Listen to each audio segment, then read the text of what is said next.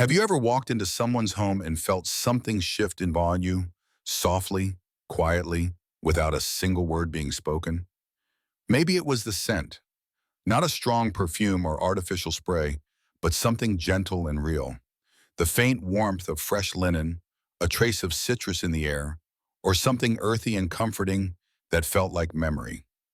Now think about your own home. When was the last time its scent made you pause?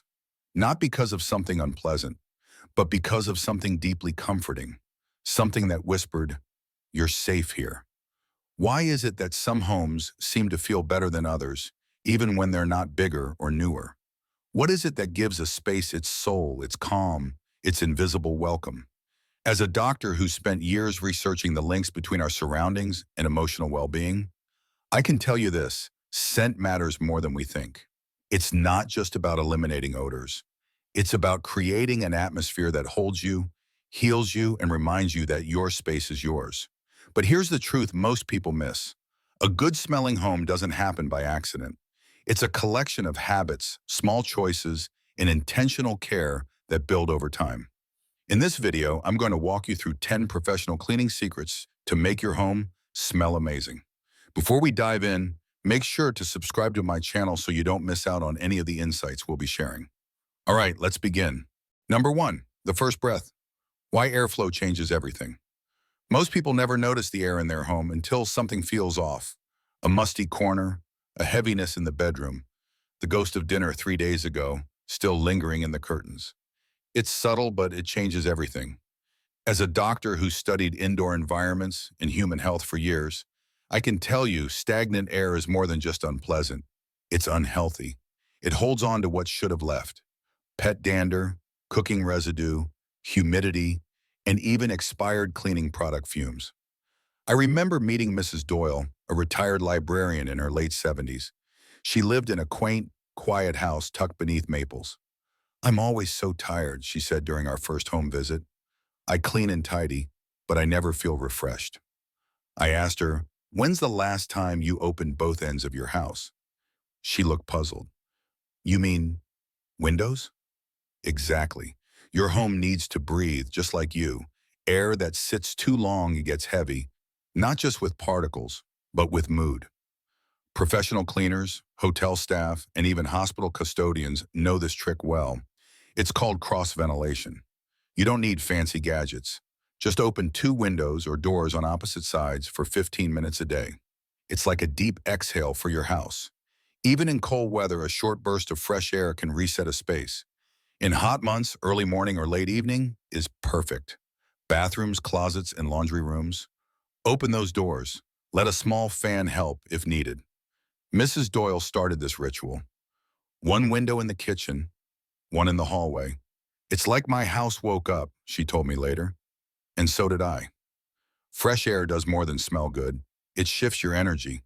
If you're serious about making your home feel peaceful and alive, this is where it starts. Not with a candle, not with a spray, but with a breath. If this chapter helped you rethink how you treat the air in your home, go ahead and subscribe to our channel for more insights. And if you have questions or thoughts, share them below or just comment the number 1 so we know you're still watching. All right, let's move on. Number 2, when fabric holds the past, cleaning the forgotten soft spaces. Walk into a room that looks spotless, but still, something feels off. You vacuum the floor, wipe the counters, open the windows, and yet there's a stale scent clinging to the air. Here's what most people don't realize. The soft things in your home, your pillows, blankets, rugs, curtains, even your couch, are memory keepers. Not just of moments, but of smells. Textiles are like silent sponges. They absorb the scent of whatever lingers around them. Spaghetti sauce, wet douche stall, yesterday's rain boots, or even the lavender hand soap you forgot you used last week. And over time, those smells settle in. I once visited a patient named Ronald. He was an 82-year-old former teacher who took great pride in keeping things clean. His hardwood floors gleamed and his windows sparkled. But when I stepped into his living room, it felt heavy. "Do you ever clean your drapes?" I asked. He blinked. "Why would I? I never touch them." Exactly, but the air touches them. every day. If you want a home that truly smells amazing, you can't forget the textiles. They're the quiet background of your space, the things you hug, sit on, and sleep in. Here's how to care for them without turning cleaning into a full-time job. Wash your pillowcases and sheets weekly. Vacuum curtains and fabric chairs monthly. Use a handheld attachment. For area rugs, sprinkle baking soda. Let it sit for 20 minutes, then vacuum it up. It absorbs odors naturally. Spot clean couch cushions with a solution of warm water, white vinegar, and a few drops of lemon or lavender essential oil. Want to take it up a notch?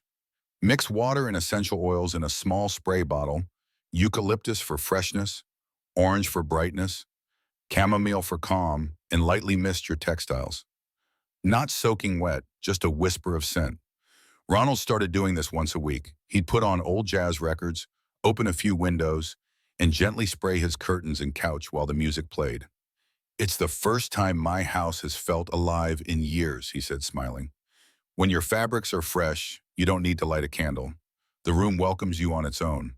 So next time your house feels clean, but doesn't smell like it, look at the soft things. They remember more than you think. If this chapter gave you a new way to see the fabrics around you, make sure to subscribe for the rest of this series. And let us know you're still with us by commenting below, whether it's a question or just a simple 2 to mark this chapter. All right, let's move on. Number 3, the Vinegar Reset, a natural deodorizer with hidden strength. Let's talk about something sitting quietly in your kitchen cabinet right now. White vinegar. You probably use it for salad dressing or cleaning glass, but did you know it holds a secret power when it comes to resetting the very scent of your home? I met Clara, a 76-year-old widow with a love for old books and herbal teas. Her home was cozy, filled with family photos and antique furniture. But every time she came home after being out, she noticed something slightly off. "It's like the house smells tired," she told me. She had candles, sprays, even one of those plug-in air fresheners. But nothing seemed to truly freshen the air. It just masked the fatigue. So I introduced her to vinegar. Now, before you roll your eyes at the idea of making your home smell better by using something that smells so strong, hear me out. White vinegar doesn't just cover up odors. It neutralizes them at a molecular level. The acetic acid in vinegar breaks down the bacteria and compounds that cause bad smells. It purifies the air instead of perfuming over the problem. Here's how Clara used it.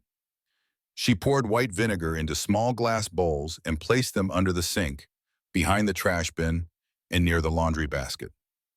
At night, she let them sit. By morning, the mustiness was gone. Not replaced, erased. She made a gentle cleaning spray with equal parts vinegar and water, adding a few drops of lemon essential oil. It became her go-to for wiping counters, bathroom sinks, and even the dining table. The trick is this: vinegar smells strong at first, but the scent disappears quickly, along with whatever odor it's neutralized. Want to take it further? Soak a few cotton balls in that vinegar and oil mix. Place them in jars behind furniture or inside cabinets. They become quiet little scent guardians that work while you do other things. After a week, Clara called me. "I can breathe again," she said. "It's like the house got a second wind." That's the magic of using natural tools. Vinegar doesn't pretend, it just does the work. When you stop masking odors and start neutralizing them, your home starts to smell like nothing. And that's the most powerful base scent of all: clean, open, free.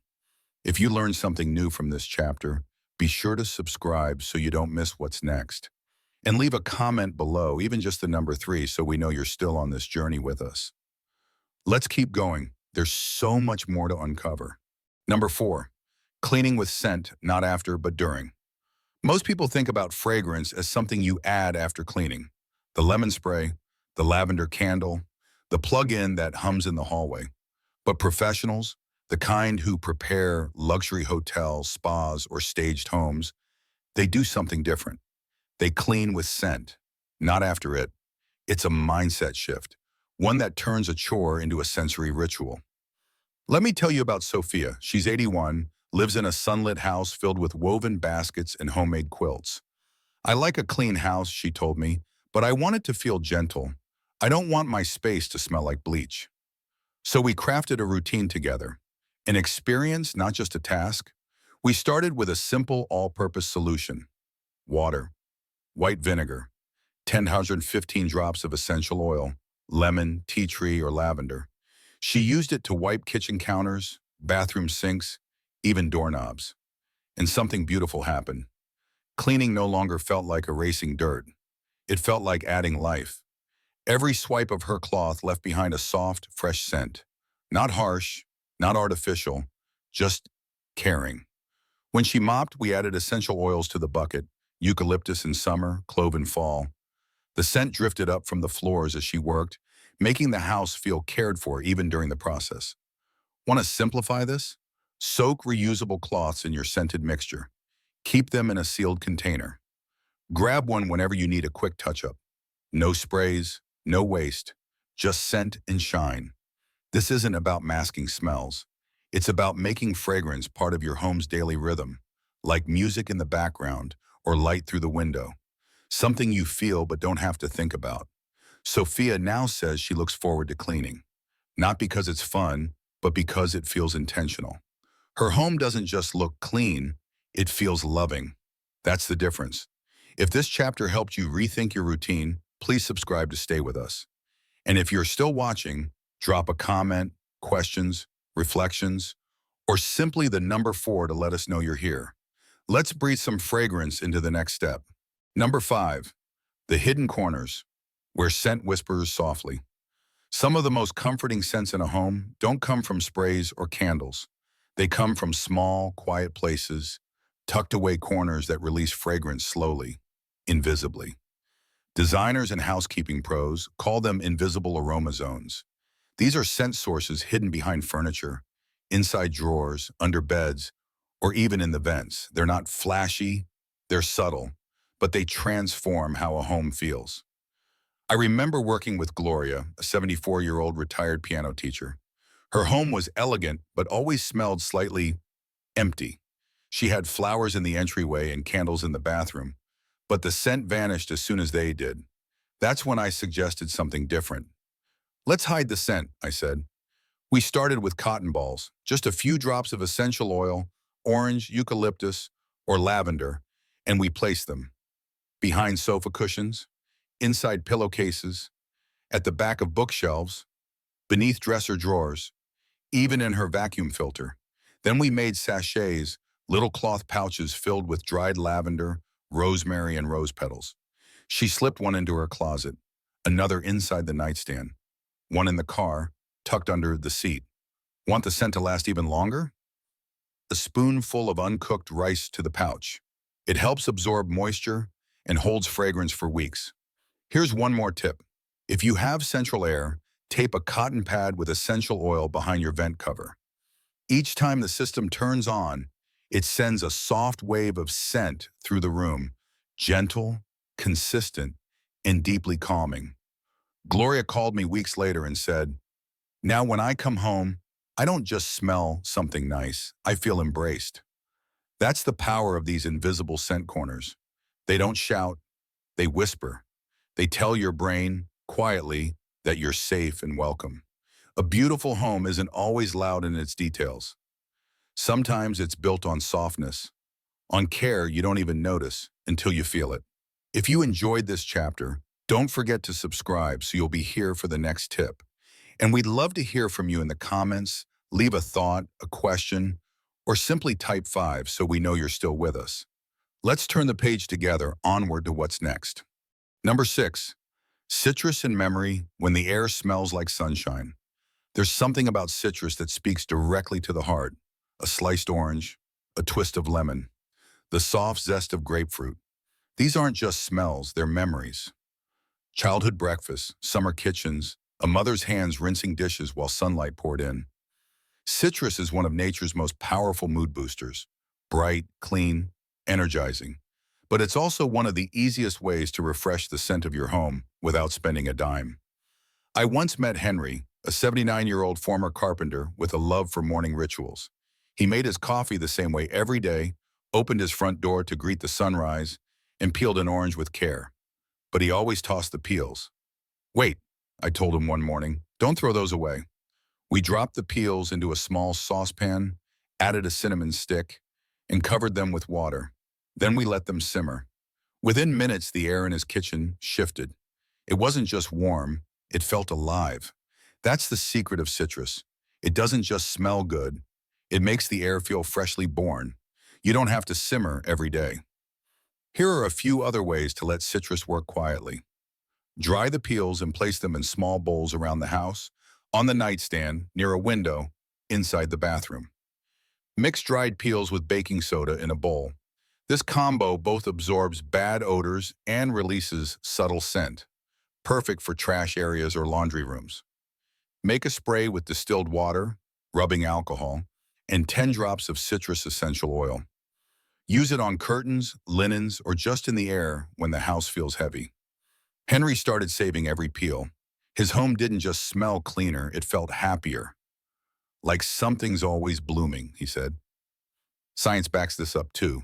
Studies show citrus scents reduce stress, improve mood, and even help older adults with focus and mental clarity. So the next time you peel a tangerine, pause.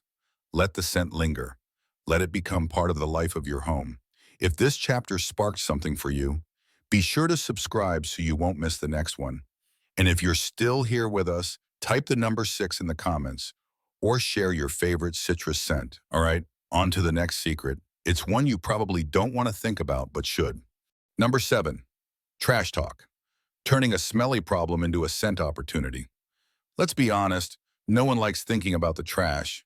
It's that one part of the home we all try to ignore. You take it out, tie it up, and hope it doesn't ruin the mood. But if your home smells off and you can't figure out why, look no further than the bin.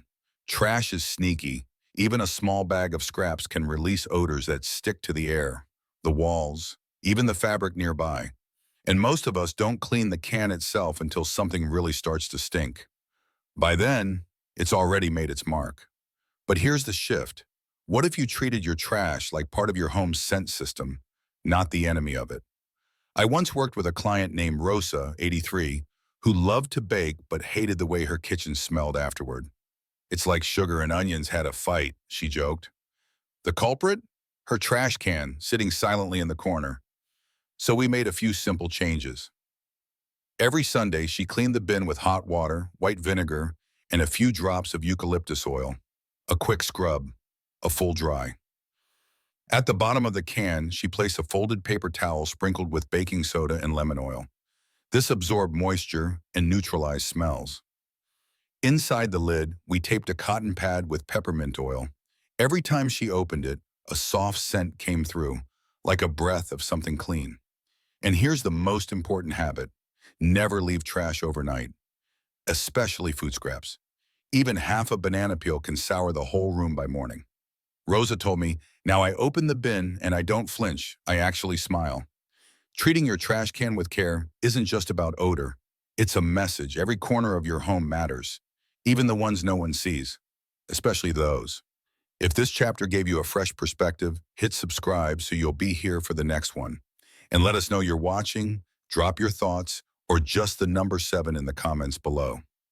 Ready?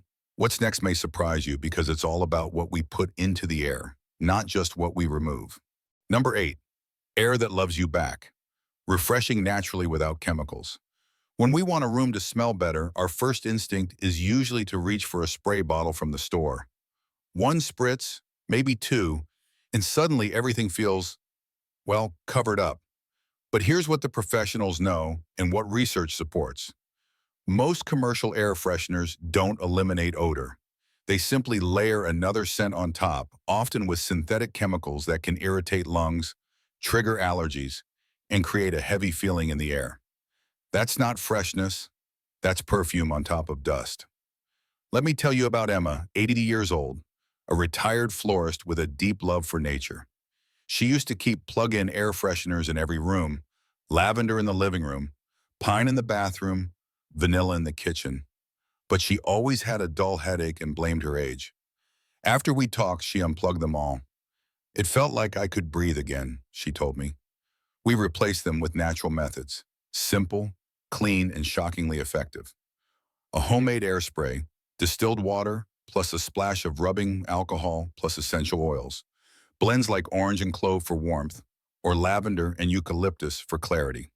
A simmer pot, a small pan of water with ginger slices, star anise, bay leaf, or cinnamon, left to steam gently on the stove.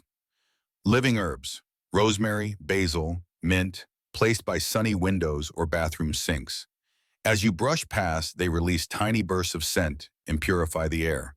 And diffusers? Yes, but use them thoughtfully. 2 hours a day is enough. You don't want your nose to get overwhelmed or desensitized. Within a week, Emma's home didn't just smell different, it felt different. Like the air is hugging me, she said. That's the goal. When you use natural tools, you don't just freshen a space. You bring it to life. The scent isn't heavy, it floats, it welcomes, it heals. And that truly is what a home should do.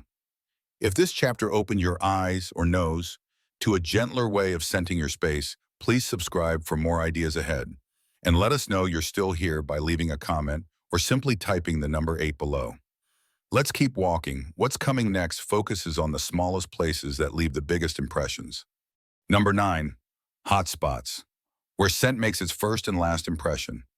Some parts of your home speak louder than others, not with sound, but with scent. These are what professionals call hot spots, the small, high-impact areas where smell either welcomes or warns. Think about it.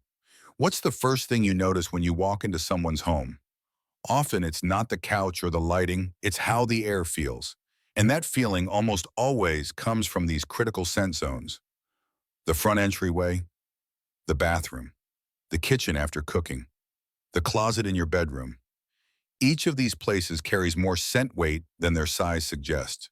They're enclosed, they're used often, and they tend to hold on to odors longer than we realize. Let me tell you about Marcus, a 75-year-old jazz musician who always had guests over. His home was neat, stylish, but something always smelled a bit off, as his granddaughter put it. He couldn't figure it out. We did a scent walk, checking only the 4 zones above. And bingo.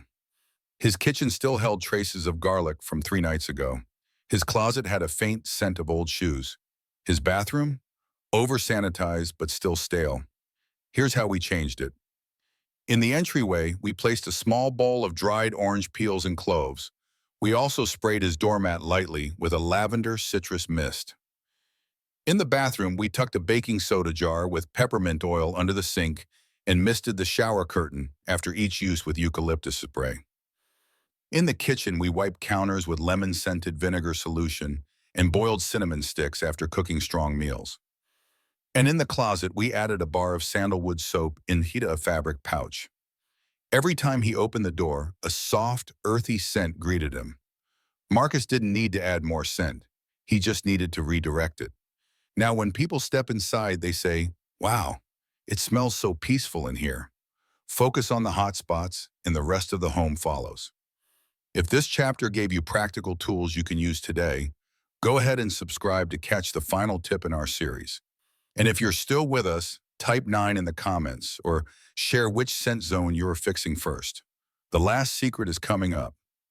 It's not about the day, but how you end it. Let's close this beautifully. Number 10, end the day with scent, a nighttime ritual for peaceful mornings.